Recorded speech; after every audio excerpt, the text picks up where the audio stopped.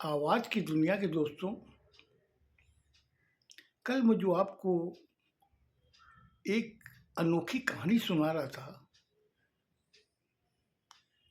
जब उसके चाचा उसको बहुत जिद किए चलो बाहर चलते हैं। जब उसने मना किया कि नहीं, मैं यहीं बैठा रहूँगा, आखिर में उसके चाचा और उनके और जो दोस्त थे, रिलेटिव्स सब बाहर चले गए। वो खाली अपने पिता की चिता को देख रहा था जो जल रही थी। अचानक वो उठा, एक वहाँ पंडित बैठा हुआ था, उस पंडित के पास गया। जाकर उसने जो सवाल पूछे, उससे पंडित जी के पास में कोई ऐसा जवाब नहीं था जो उसको सेटिस्फाइड कर सके। उसने जब लास्ट में ये कहा कि मेरे घर में मैं था, मेरी मम्मी थी, मेरे पापा थे, उन्होंने पापा को ही क्यों बुलाया?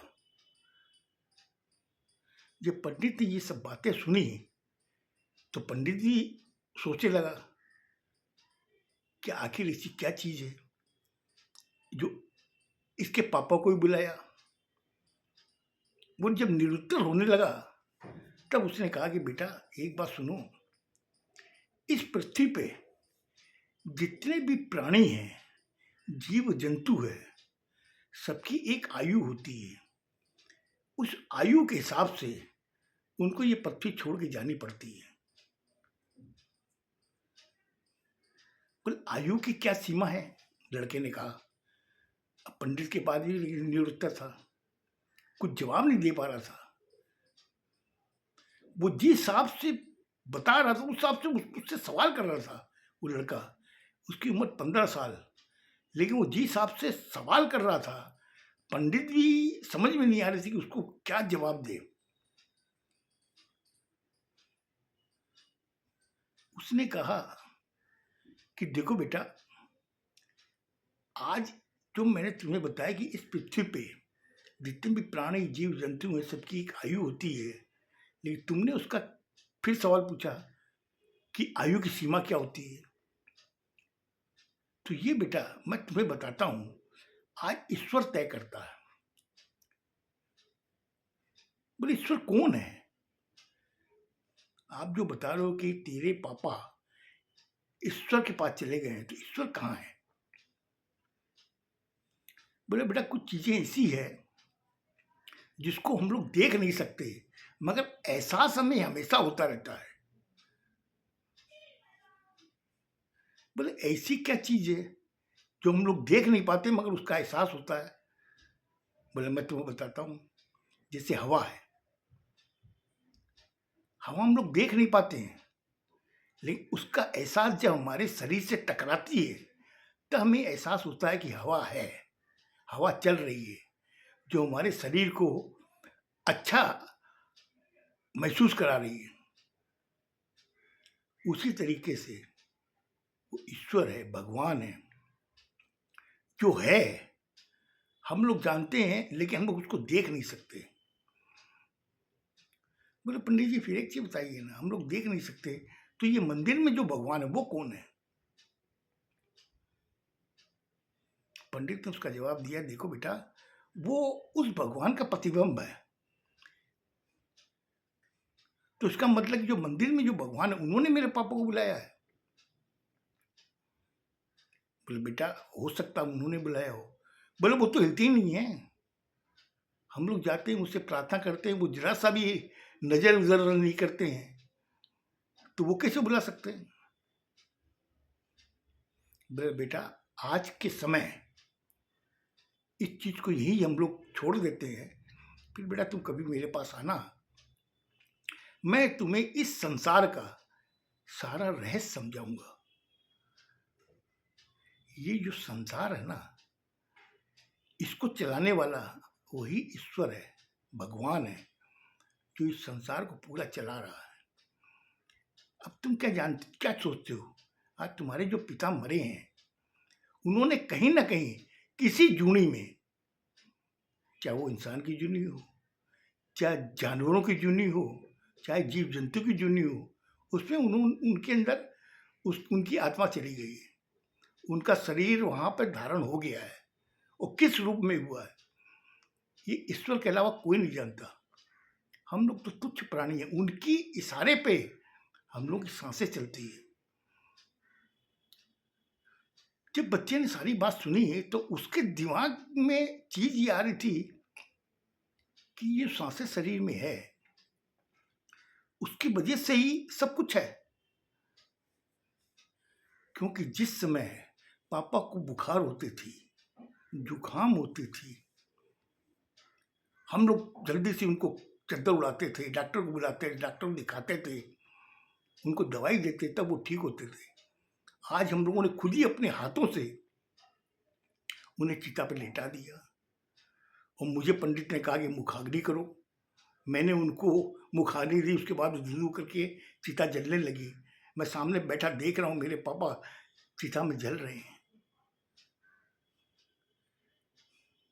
वो एकदम व्याकुल हो गया, वापस वहां से हटा, आके वही खाली सीट थी सीमेंट की जो बनी होती है, वहीं पे आके मैं बैठ गया।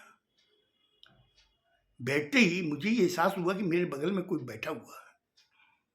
मैंने घूम के जब दाईं तरफ देखा, मेरे पापा वहां बैठे हुए थे। उन्होंने मुझे कहा कि बेटा क्यों रो रहे हो, चिंता मत कर, मैं जहां भी हूं मैं तुम्हें देख रहा हूं। और तुम क्या सोचते हो कि मैं मेरे शरीर को जलाने से मैं चला गया? मैं नहीं गया हूं, मैं तुम्हारे अंदर हूं, तेरी मम्मी के अंदर हूं, और इस जो यहाँ शमशान है इसमें मैं खड़ा देख रहा हूं सब कुछ। उसने कहा पापा आप जब हो तो आप मेरे हाथ पकड़ो। बोला बेटा ये मुझे ईश्वर मना कर रहा है, मैं तेरा हाथ नहीं पकड़ सकता, लेकिन मैं हमेशा तुम्हें देखूंगा, तुम्हारे कोई भी समस्या आएगी उसको मैं निवारण करूंगा। बोले पापा आप तो हो नहीं, जब आप मुझे हाथ पकड़ नहीं सकते तो मुझे सही राह कैसे दिखाओगे? बोले बेटा जब सपने में रात को जो सोएगा, तेरे सपने में आके मैं तुम्हें बताऊंगा सारी बात। अभी तू मुझे देख पा रहा है, लेकिन यहाँ पे इतने लोग बैठे हैं वो मुझे नहीं देख पा रहे हैं। वो जिस समय आदमी की सांस रुकती है तो उसका शरीर मट्टी हो जाता है। मट्टी होने के बाद में ये समाज क्या करता है, उस आदमी को की बॉडी को जला करके पंच तत्व में विलीन कर देता है। बोले पापा आप जो भी बता रहे हो मेरे समझ में नहीं आ रही ये बात। फिर बाद में वापस जब दाहिने देखा तो वहां उसके पापा नहीं थे, अधूरी उसकी जो जिज्ञासा थी वहीं रह गई। तब तक उसके चाचा वगैरह सब आ गए थे वहां। बोले बोले बेटा ठीक है? तो बोले हाँ चाचा मैं ठीक हूँ। उस समय उसके अंदर एक अलग टाइप की ऊर्जा आ गई थी। तब तक डोंग ने आके कहा कि सारा कार्यक्रम हो चुका है, अब इनकी अस्थियां गंगा में विसर्जन करनी है। गंगा से पानी लाओ, इनकी चिता को शांत करते हैं, तो उसकी जितनी राख है सारी बोरे में मैं आपको दे दूंगा, आप जाकर के गंगा में विसर्जन कर देना। वही सब हुआ, वो सब देख रहा था और वही हुआ सारा। उसमें जो राख बची थी सारा उसको उठा के एक बोरे में गंगा में विसर्जन कर दिया। करने के बाद में चाचा ने कहा कि चलो बाहर बेटा गेट पे खड़े हो, हाथ जोड़ के जितने लोग आए हैं तुम्हारे पिता की इस शमशान यात्रा में सबको नमस्कार करो, ताकि वो अपने घर जावे और अपने काम में लगे। वैसे चाचा ने कहा वैसे वो किया। सब लोग जितने आए थे सब हाथ जोड़ जोड़ करके वहां से निकल गए। वो सारी चीज देख रहा, इधर में वो आत्मा वो देख रही कि उसका बेटा के समझ में नहीं आ रहा है। उसे कान में एक आवाज सुनाई दे रही है, बेटा यही दुनिया की रीत है। वो इधर उधर देखता है, फिर कान में आवाज आती है कि बेटा अब यहां से तुम्हें मंदिर जाना है, मंदिर में दर्शन करके मंदिर का फिर अपने घर जाना। उस जाने के पहले कोई हरी चीज, कोई हरी सब्जी या धनिया कुछ भी हो लेके घर में प्रवेश करना। वो फिर इधर उधर देखता, फिर आवाज आनी बंद हो जाती है। वो चाचा से कहता कि चाचा चलें? बोला हाँ बेटा, अपने को मंदिर चलना है। बोला हाँ चाचा चलते हैं। वहां से मंदिर आए, दर्शन किए, करने के बाद में आज निकलने लगे। सामने एक धनिया वाला बैठा हुआ था। उसने चाचा से कहा कि चाचा कुछ धनिया खरीद लेते हैं, घर में जाएंगे तो कोई हरी चीज लेके जाओगे। उस समय चाचा के दिमाग में आया कि ये 15 साल का बच्चा कैसे जानता है इस चीज को। उसने हाँ बेटा तुमने ठीक कहा, लेकिन उसके दिमाग में कहीं ना कहीं स्ट्राइक की उसके चाचा के कि ये लड़का कैसे जानता है कि कोई हरी चीज लेके घर में जानी है। लेकिन उसने उसका सहयोग किया, बोला हाँ बेटा ले ले। हरी सब्जी ली, तो धनिया से लेके वो घर गए। घर में घुसे, घुसने के बाद के अंदर वो लोग अपना जो कार्यक्रम 12 दिन का होता है, तीसरे दिन से वो गरुड़ पुराण बजती है, वो सब सुन रहा था बच्चा। उसमें जो जो पाठ आ रहे थे वो सब सुन रहा था। जो पंडित ने बताए थे वो सारी चीजें उस गरुड़ पुराण में लिखी हुई थी, वो पढ़ रहा था। और इधर में उसकी माँ ने कहा बेटा तुम्हें हॉल के अंदर ही सोना पड़ेगा, वो भी एक चटाई के ऊपर, तुम गद्दे पर नहीं सो सकते। तुम्हें डर तो नहीं लगेगा? बोले नहीं मम्मी मुझे कोई डर नहीं लगता। चटाई पर सो गया। रात में अचानक उसकी आंख खुली, देखा उसका पापा सामने बैठा हुआ। उसने कहा पापा आप कब आए? बोले बेटा मैं गया ही कहाँ था, मैं तो तेरे साथ ही हूँ, मुझे मालूम है तू बहुत डरता है, इसीलिए मैं तुम्हें डर न लगे इसीलिए तेरे बगल में बैठा हुआ हूँ, तो चिंता मत कर। उसे ऐसा महसूस हो रहा था कि उसके पापा उसके सर पे हाथ फेर रहे हैं।